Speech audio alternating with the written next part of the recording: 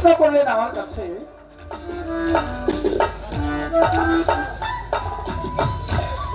এক ব্যক্তির আমলনামা তার গলার মধ্যে থাকবে, সেই ব্যক্তিকে কাল হাসরের মাঠে 70 কবর থেকে এক ব্যক্তি উঠবে, সেই ব্যক্তি বা কে? আমলনামা গলার মধ্যে থাকবে, তার নাম হচ্ছে সুফিয়ান সাউরি। সাউরি শব্দের অর্থ হচ্ছে বলদ।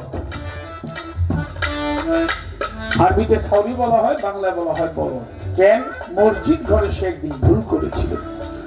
মসজিদ ঘরে ঢুকতে হইলে ডাইন পা আগে দিতে হয়, বাহির হওয়ার সময় বাম পা আগে দিতে হয়।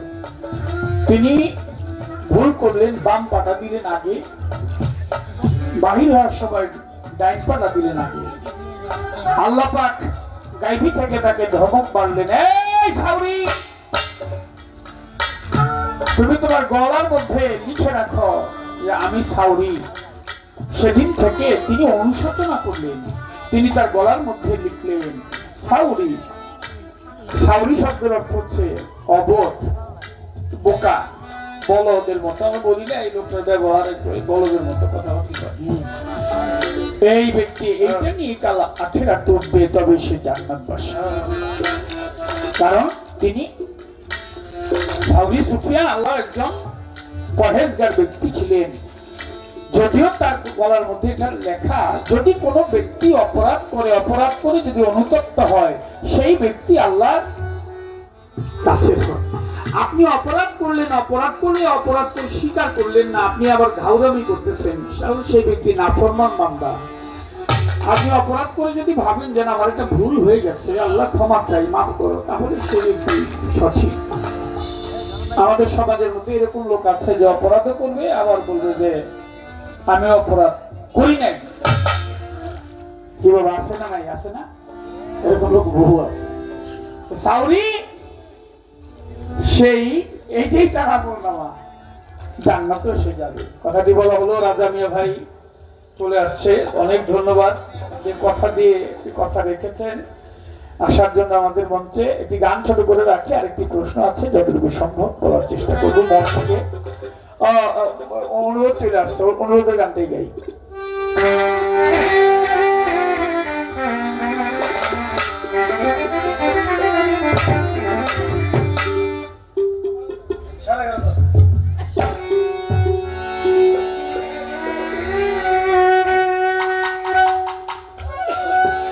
পাগলের লেখা একটি গান, কর্তাপক্ষ কমিটি যারা, তারা বলেছেন গানটি গাওয়ার জন্য, গানটি করি। তারপর আরেকটি প্রশ্ন আছে, জবাব দিব। যে গান আসে মন থেকে, একটি গান গাওয়ার চেষ্টা করব।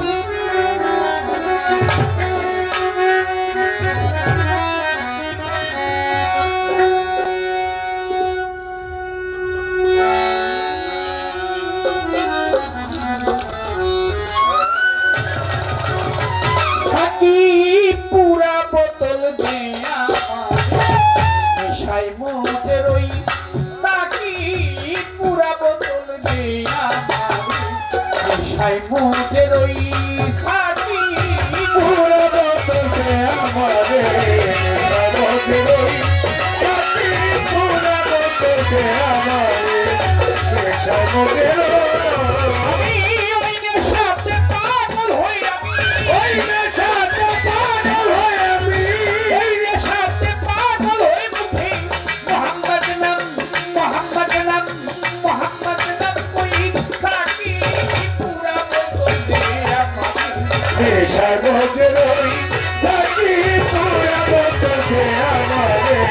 নেশায় মধ্যে রই, সাকি পুরা বোতল দেয়া আমারে নেশায় মধ্যে রই।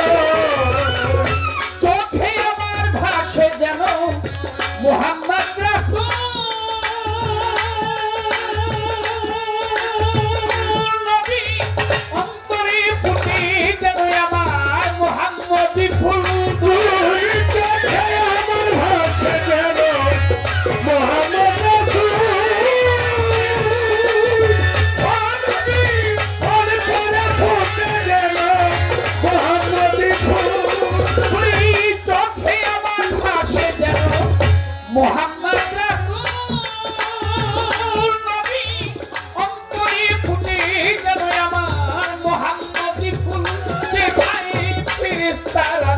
থেকে করতেছে হইচই, আল্লাহর ফেরেশতার মেটে গে করতেছে হইচই, 70,000 ফেরেশতারা মুহাম্মদ নামে করতেছে হইচই। সাকি পুরা বতকে আমারে সাগরের পুরা বতকে আমারে সাগরের নাইলে মুহাম্মদ নবী না হতো যিশু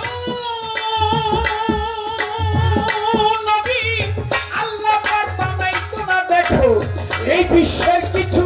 হায় দয়াল মুহাম্মদ বাবা যিশু ও নবী আল্লাহ তাআলা বানাইতো না এই বিশ্বের কিছু। ওই নাইলে মুহাম্মদ না হতো যিশু নবী, আল্লাহ পাক বানাইতো না দেখো এই ধরার কিছু। আমি মুহাম্মদ নামের মুহাম্মদ কিছু আবল তাবল করি, হে মুহাম্মদ মোহাম্মদ কিছু আগো কাবল কই। ওই আমি মুহাম্মদ নামের মুহাম্মদ কিছু প্রেমের কথা কই। সাকি পুরা বতকে আমারে সাগরের সাকি পুরা বতকে আমারে সাগরের যে নবী পাহাড় পর্বত সাগর ঢেউ ফেলে, নবী বৃক্ষ তরুলতায় আমি এই ধরা তলে।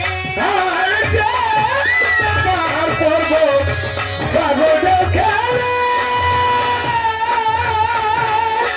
ও নবী বৃক্ষ তরুলতায় আমি এ ধরা তলে। যে আমি পাহাড় পর্বত সাগর ঢেউ ফেলে, নবী গাছ বৃক্ষ তরুলতা এই ধরা তলে। ওই ঝর্ণা ধারায় আকাশ তারা ওই মুহাম্মদ কই। এই ঝর্ণা দ্বারায় আকাশ তারা খোঁজে ওই মোহাম্মদ কই। আরে বলো এই ঝর্ণা ধারা গ্রহ তারা ওই মুহাম্মদ কই। সাকি পুরা বতকে আমারে এ সাগরের সাকি পুরা বতকে আমারে এ সাগরের মুহাম্মদ নামের মুহাম্মদ নামের মুহাম্মদ নামের মুহাম্মদ নামের মুহাম্মদ নামে। আমার আজমিয়া ভাই আমার এই রসুলের নামে গান শুনে নামতে রসুল একটু ব্যতিক্রম কিন্তু সাধুগুরু যার তরিকত পত্রী তাদের কাছে গানটা ভিন্ন রকমের। এর মধ্যে অনেক আলোচনা তিনি দেহটাকে নিয়ে গানটা লিখেছেন, কারণ যেই নাম ব্যতীত আমাদের কোনো রাস্তা নাই, কি দুনিয়ায় কি আখেরাতে কি হাসরের মাঠে, সেই নাম একমাত্র আমাদের সম্বল। লা ইলাহা ইল্লাল্লাহু মুহাম্মাদুর রাসূলুল্লাহ সাল্লাল্লাহু আলাইহি ওয়াসাল্লাম। আমার আজমে ভাই আমাকে 1000 টাকা দিয়ে পুরস্কৃত করেছেন, সেই সঙ্গে আমাদের যন্ত্র সঙ্গীত যারা আছে তাদেরকে আরো 500 টাকা দিয়ে রাজামে ভাই পুরস্কৃত করেছেন। রাজামে ভাইয়ের প্রতি আপনাদের সকলের প্রতি ভক্তি শ্রদ্ধা সবাইকে সালাম। মুহাম্মদ নামে জাদু সারা যে খেয়েছে নবী, দুনিয়াদারি সংসার মায়া ভুলেই গিয়েছে। মোহাম্মদ নামে জাদু শরৎ যে খেয়েছে নবী গো দুনিয়াদারি সংসার ভুলে গিয়েছে। আর জাহাঙ্গীর সিকদার ভাই তিনি পাগলের লেখা এই গানে আরো 500 টাকা দিয়ে দোয়া আশীর্বাদ করেছেন। জাহাঙ্গীর সিকদার ভাই তার বন্ধু মহল আপনাদের সকলের প্রতি ভক্তি শ্রদ্ধা সবাইকে সালাম। মুহাম্মদ নামে জাদু যে খেয়েছে নবী, দুনিয়াদারি সংসার মায়া ভুলেই গিয়েছে। শুধু পাকা পথে মাতাল রাজা সোজা হইল কই। ও শুধু বাঁকা পথে মাতাল রাজা সোজা হইল কই। শুধু পাকা পথে বাঁকা, ওরে পাকা পথে রাজা আমার সোজা হইল কই। সাকি পুরা বতকে আমারে সাগরের সাকি পুরা বতকে আমারে সাগরের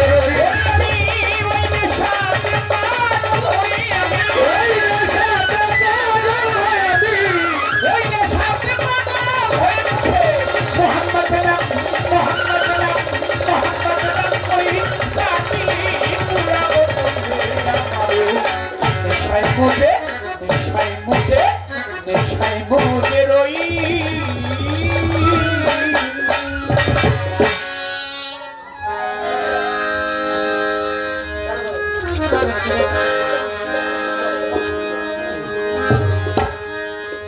প্রেমের বাজার বুঝি হইয়া যায় পীরের বাজার বুঝি হইয়া যায় প্রেম বাজারে কে যাবি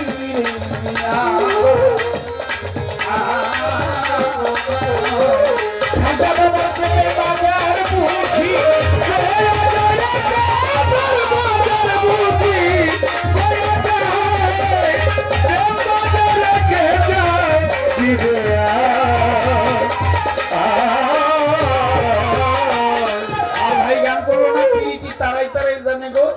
এর জন্য আমি এটা নিলাম।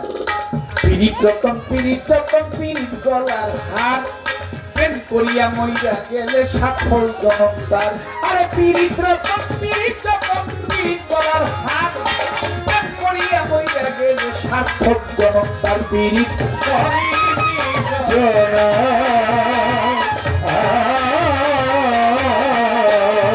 তোমরা সুজন যাই না পিরিতি করিল জগতি তারি তোমার কবিতা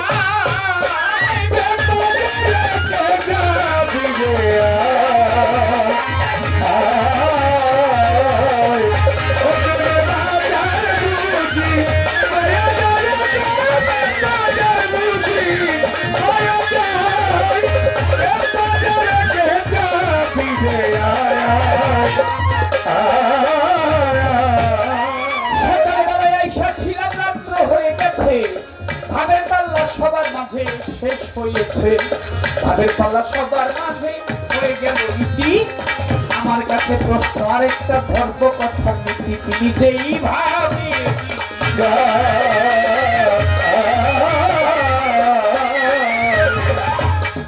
এক ব্যক্তি শত্রু কবর থেকে হাসরে উঠিবে জানা থাকবে এই কথাটার জবাব তুমি দিবে সেই ব্যক্তি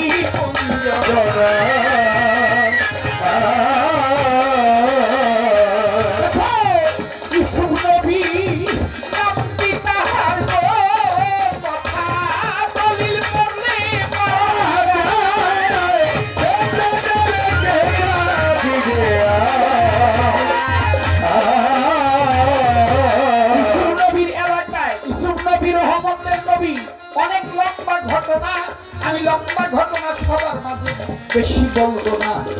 ইউসুফ নবী যখন এই দুনিয়ায় পর্দা নিয়েছিল নদীর পারে নিয়ে তারে মাটি দিল। এই পারে মাটি দিল, ওই পারের লোকজন ছায়া দেখে ফসল হয় না দলিলে বর্ণন। ওই পারের লোক রাত্রের বেলা চুরি করে লাশটা নিয়ে যায়, এই পারে আবার ফসল হয় না দলিলে গায়। এই পারে লোকজন আবার কিছুদিন পরে এই পারে আনিল চুরি করে ৩৫ বার ওই পার নদীর ওই পার ৩৫ বার এই পার কবর দিয়েছিল। ইউসুফ নবীর রওজাটা ৩৫ বার, নদীর এই পার ওই পার ৭০ বার হয় মোটে। এই কথা জবাব দিলাম আমি আপনার নিকটে, জবাব শেষ করিয়া যায়। বুঝতে পারলেন তো? ইউসুফ আলাইহিস সালাম যিনি বাদশা হয়েছিলেন মিশরের,